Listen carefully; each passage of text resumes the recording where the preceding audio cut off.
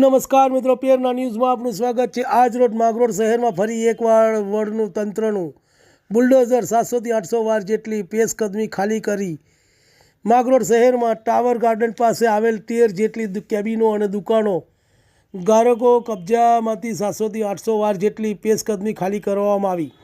માંગરોળ શહેરમાં tower garden પાસે આવેલ 13 જેટલા કેબિનો અને દુકાનો ધારકોને કબજામાંથી 700થી 800 વાર જેટલી પેશકદમી ખાલી કરવામાં આવી હતી અને કેબિનો ધારકોને પોતાનો ધંધો રોજગાર બંધ ના થાય તે માટે વૈકલ્પિક વ્યવસ્થા કરવામાં આવી હતી।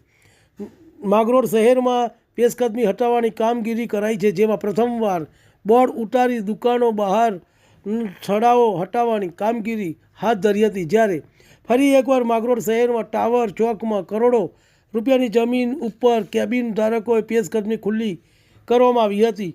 હાલ પેશકદમી હટાવવાની કામગીરી શરૂ થતાં લોકોના ટોળે ઉમટી પડ્યા હતા। પેશનું માંગરોળ નગરપાલિકા દ્વારા પોલીસ સાથે રાખીને કામગીરી હાથ ધરી હતી। હજુ પણ નગરપાલિકા વિસ્તારમાં આવેલ પર જમીન પર થયેલ પેશકદમી ખાલી કરવામાં આવશે। રિપોર્ટ જીતુ પરમાર, માંગરોળ। તમને અમારા સમાચાર પસંદ આવ્યા હોય તો લાઇક, શેર, બેલ આઇકોન અને સબસ્ક્રાઇબ કરો। માંગરોળ નગરપાલિકા દ્વારા ટાવર ગાર્ડનની બહાર આવેલી 10 થી 13 દુકાનો હતી જે ગેરકાયદેસર આવેલી હતી અને તેમને પૂરતી નોટિસો આપવામાં આવી હતી।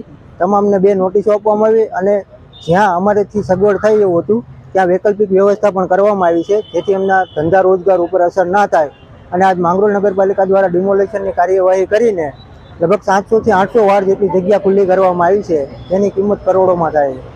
સાહેબ, હવે ગામમાં બીજી માંગરોળ નગરપાલિકા વિસ્તારમાં અમુક હજી અમારા ધ્યાનમાં છે, તેના આગળ પૂરતી પ્રોસેસ કરીને કાર્યવાહી કરવામાં આવશે। જે જગ્યા ખુલે એની શું કાર્યવાહી? એના માટે અમે આના ફરતે ફેન્સિંગ કરી અને નગરપાલિકાના કબજામાં લઈ લેવામાં આવશે।